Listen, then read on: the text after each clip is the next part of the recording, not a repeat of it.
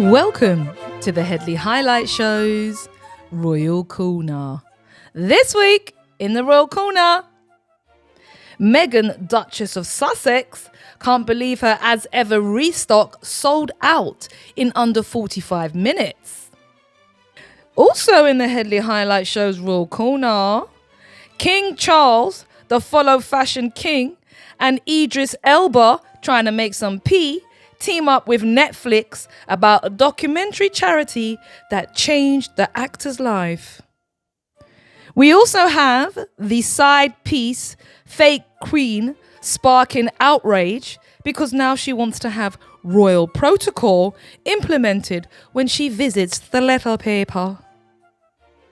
We also have Kate Middleton, the indolent queen, Duchess do very little, pulling out at Royal Ascot at the last minute in an attempt, we are told, to recalibrate her health. Is she a car or an engine? Does she need recalibrating? We'll find out later, darlings. In addition, Kate gets booed at Trooping of the Colour as she wows nobody in her blue Power Ranger polyester outfit. And finally, the green-eyed king, Principal Leech in waiting, William, celebrates his birthday with forgettable pictures, allegedly taken by Kate. Clearly her camera finger is working, and we can't trust her behind a camera, can we? Fake pictures. He reveals in the Times article that he wants to modernize the monarchy, and he wants to prioritize his wife and their relationship. All this and more on the Headley Highlight Show's Royal Corner. And we also have Sycophants of the Week. So before I jump into this show, I would like to say a couple of things. Thank you so much for your returning ears and coming to support the channel. The channel is growing beautifully. I now have 1,520 subscribers, which is fabulous. Thank you so much. Do support the channel by clicking the notification button and selecting all, and you will see all of my uploads as they come in. And you can also support me and the channel by making a donation. On the YouTube channel, there's a little pay facility. You can, make a donation of whatever you want to, no problem. Or you can go to my website, which is deniseheadley.com, where you can buy me the price of 3 wings and chips, or you can do 3 wings and chips on the YouTube. I would like to eat any food from any country as long as you want to pay for the whole feast. I'm up for that. That's fabulous. So what can I say? Without further ado, I'm going to jump straight into this show. And the final thing I'm going to say is that this show is dedicated to my dearly beloved cat, Dexter. On Tuesday, my cat passed away, and he was a dear friend, and we spent 13 years together, and it's been a real wrench. So this show goes out to Dexter, who's been with me throughout my whole career of broadcasting, and even before. This show is dedicated to you. I love you, and you're sorely missed. Right, let's jump into the show, shall we, darlings? So this week, Meghan, the Duchess of Sussex, released a whole range of new products, and they sold out within 30 minutes. Now, this is an excellent good news story for the Duchess of Sussex, because if you follow the media in the global north, everything she does is terrible. And on this occasion, she has once again defied the critics. So back in April, she debuted her products and they sold out within minutes. The restock occurred, and on Friday, everything was sold out within an hour. The Duchess of Sussex released her own line of jams, honeys, teas, baking mixes, and even the flour sprinkles flew off the shelf. She put out a lovely message to those people who have been supporting her, and she said, "Sip, sip, hooray." And she put a sun emoji. Isn't that cute? One of the interesting things that is coming out is that she is also now going into the business of alcohol. Now, alcohol sales are exceptionally lucrative. She is going to be expanding into a wine category. It's called Ever Rosé, and it starts. It's available in about a week and a bit, maybe just over a week and a bit. And I think that's really interesting because the Tig, that name is taken from a wine that she used to enjoy. So she's genuinely interested in wine and, all of that kind of enjoyment, lifestyle. And it really comes across when you see what she's doing with the products and what she's offering. Even the restock just flew out.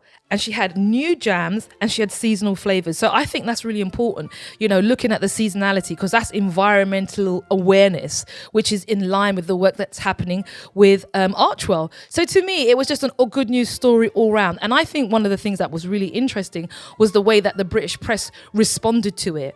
I've seen a couple of podcasts where I think it was the royal editor of The Sun basically said, look, Meghan's not interested in what we write over here. She's pivoting away from this audience.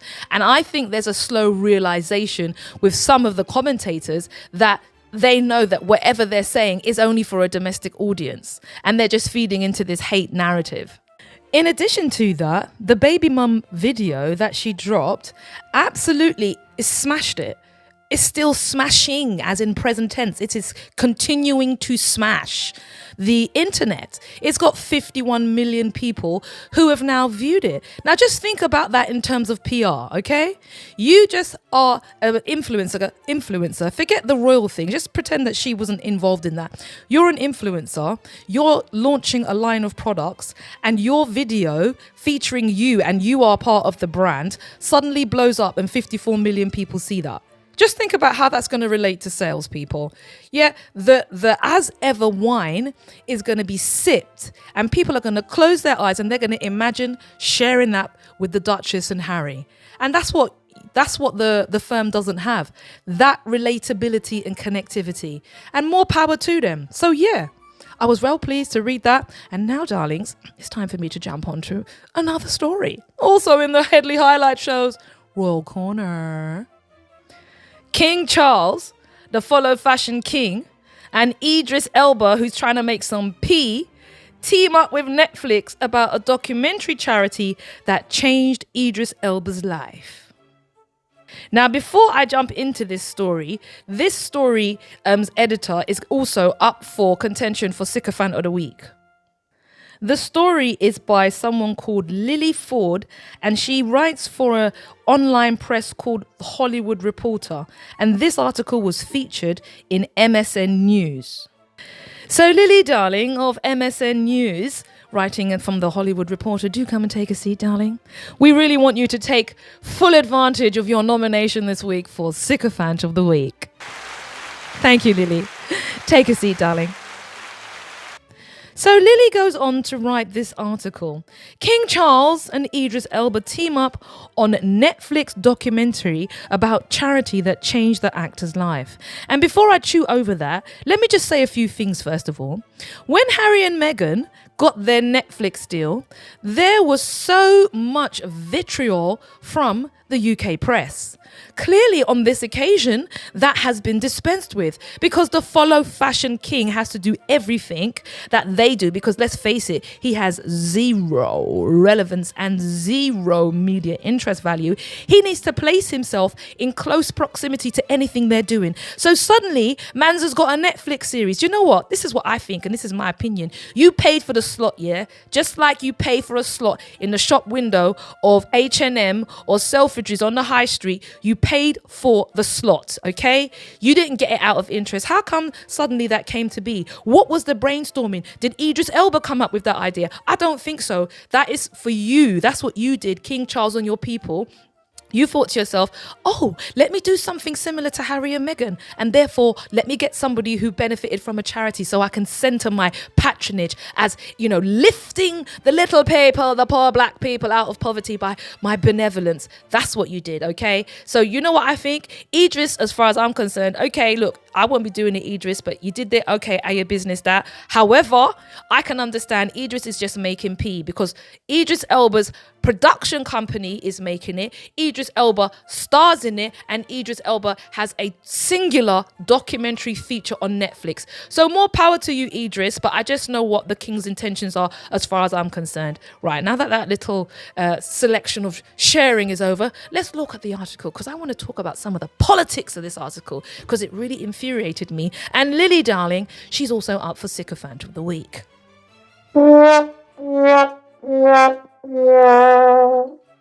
She writes, King Charles and Idris Elba are teaming up on a new Netflix documentary exploring the impact of the King's Trust in celebration of its charity's 50th anniversary.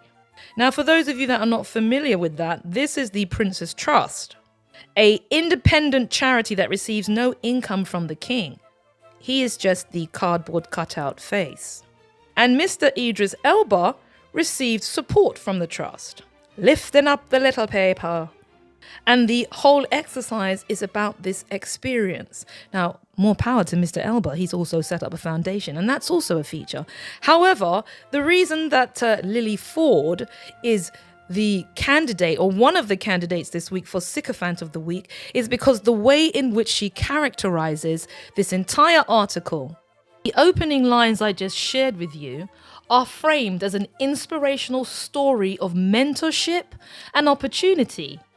However, beneath that whole glossy PR veneer lies the narrative, and the very problematic narrative of colonial paternalism, the white saviorism complex. Basically, you know, white people are always rushing in to save black people, and the historical erasure of the entire relationship between the king, who is a monarch and the face of the monarch, and Idris Elba, a beneficiary of royal patronage to lift him out of his poverty state. Nothing to do with Idris, of course, no, it was due to the king's patronage. That whole white savior narrative in the whole royal philanthropy is key to this article. The benevolent monarch and the grateful black beneficiary. That's why I found the part of the article completely annoying and somewhat putrid. Lily, darling. It always positions the king as this noble patron and Elba as a proof of the charity's success, reinforcing that same old tired trope that black achievement is only possible through white benevolence, or, you know, we help them, they don't help themselves. You know, what about Idris's own attainment? You know, one of the reasons he went to America was because because of the racism in this country. Why didn't you feature that as part of the conversation in the documentary? And given the historical context of the monarchy vis-a-vis how they got their money, systematic exploitation, the continued genocide of indigenous people, to try now to, you know, place the king in a space where he doesn't benefit from that, and in fact he's providing an opportunity to someone like Idris Elba, in my view, is somewhat putrid and somewhat sickening. Regrettably, in my opinion, Mr. Elba is a PR pawn, but as I said on this occasion, he's also getting paid and he's raising the importance of his foundation. The whole thing is going to be, you know, characterized within the context of gratitude. You know, we're grateful for you shining on the peasants. Thank you so much for looking after us, as opposed to asking the question, why are you still in the same position, benefiting from a sovereign grant when we absolutely have the vast majority of this country living in poverty? But Lily, darling, doesn't want to focus on that, no. She wants to talk about how Idris is a beneficiary of the trust. She continues, Luther Star Elba was the beneficiary of a grant from the trust, then the Prince's Trust, before Charles had ascended to the British throne. For Elba, it was a small but life-changing opportunity which enabled him to study acting. The currently untitled documentary will see Mr. Elba's foundation, the Hope Foundation, accompany the king as he offers rare access and insights into his support for the trust over the past 5 decades. At its heart, Netflix says, will be the compelling stories of some of the 1 million young people the charity has helped around the world. I think it would be more useful, Netflix and Mr. Elba, if you looked at how many young people the monarch currently presides over in the UK and in the Commonwealth, and what their life experiences are, as opposed to casing selective patronage and the white saviour complex as a lens that we need to view you through. And for that, Lily Ford, from Hollywood Reporter, featured on MSN News, you get Sycophant of the Week. Thank you, darling. We couldn't have done it without you. Look forward not to reading anything else you produce. Right. Also, on the Headley Highlight Show's Royal Corner, we have the side piece, fake queen, My girl is sparking outrage now because she wants to have royal protocol implemented when she visits the peasants, the little people, the common folk in her realm. So I picked up this article from something called Webdesk, which is on the computer, and it says Queen Camilla sparks outrage with royal protocol. Let's not forget she is a reformed adulteress. She's been rebranded and made fresh and anew with marriage. Apparently, the side piece issued some guidelines if you are attending an event that she goes to. So she was at a literary event, okay, marking women's contribution in literacy, and it's the Women's Prize for Fiction. Ahead of schedule, she sent this protocol. Pre-arrival, guests had to check in to the green room. Guests would be organized in assigned groups and everyone had to wear a compulsory lanyard. The next section is group etiquette. Bearing in mind that etiquette is cultural and we have a deferential society, so etiquette towards the monarch is absolutely going to be steeped in the colonial tradition of bowing and curtsying. You need to remain in your group and the queen will be introduced, the side piece, like a side piece at the chicken shop, is going to be introduced to you in turn. Then there's a hands-free rule. Don't touch nothing. No items of glass should be there. Interaction rules. She has to guide the conversation. So you can't ask no questions, okay? You have to wait to see what she wants to talk about. The whole thing is centering her. This is a literary event for women who have participated in literacy. Can't they engage in a conversation? Are they not allowed to begin a conversation? Do they need to wait to be spoken to? I mean, the whole thing is just, it reeks of deference. And, why would you even want to be involved in one of these things? Anyway, let's continue. You have to give her a formal address, okay? Don't forget she's dying to be called queen. It's either your majesty or ma'am, yeah? Men have to bow, okay? So you need to bow your head and women need to curtsy. So a full curtsy for the women, yeah, absolutely. Full submission. The men, we just go from the waist. Let's make sure, this is not what was said, but the whole for me was like, they had to have that whole hierarchical emphasis, the whole undertones of colonial legacy, bowing and curtsying. And also, let's not forget that the whole idea that she needs to walk through the room and based on her coming to speak to you and what she says, you can then be engaged. Please.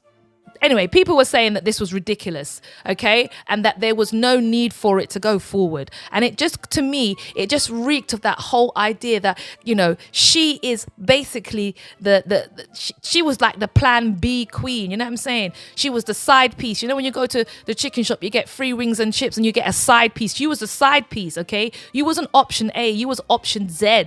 And now you're there telling people to curtsy to you. How about no? Anyway, I thought I really enjoyed that article. And I thought to myself, let me just bring that to you. Also on the Headley highlight shows, Royal Corner. Oh my God, this is going on long. Let me just jump to the next story. Right, darlings. Yes, the next story. What happened to weighty Katie at Ascot?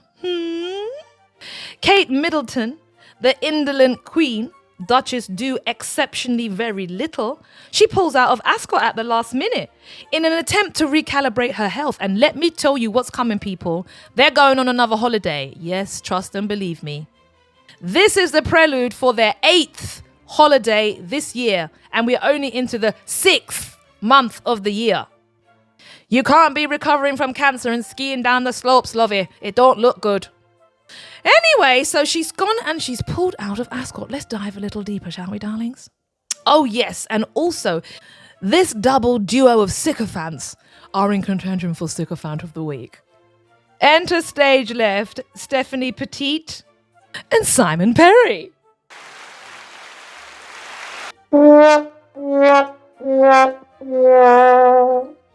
Take a seat, darlings. Do sit next to Lily. Lily from Hollywood Reporter. She's also in contention for Sycophant of the Week. Budge up, Lily, darling.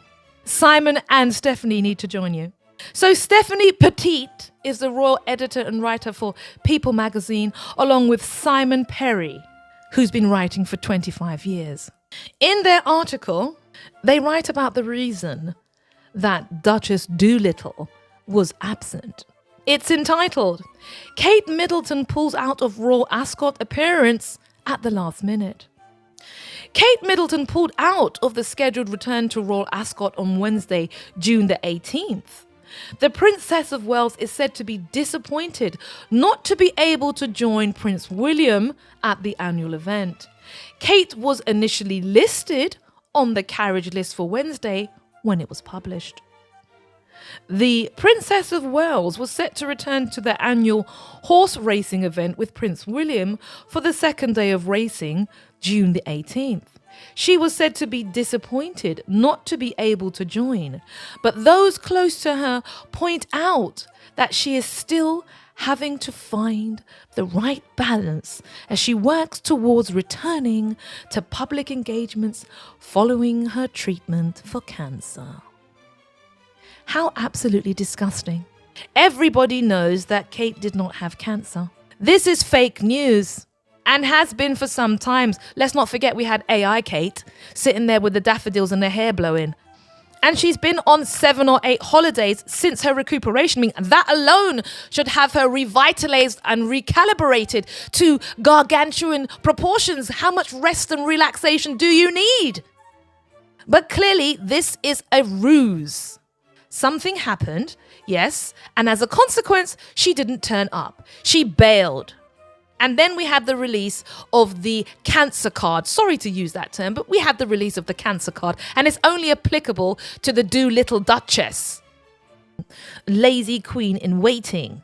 And the total spin on the rest of the article is ridiculous. Her entire family was there. Where was she?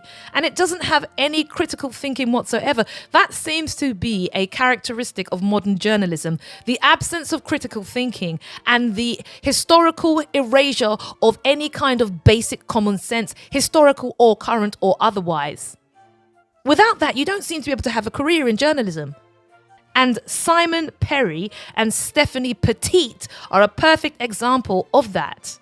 At no point do they ask any serious questions in this silly collection of words masquerading as an article for somebody to read.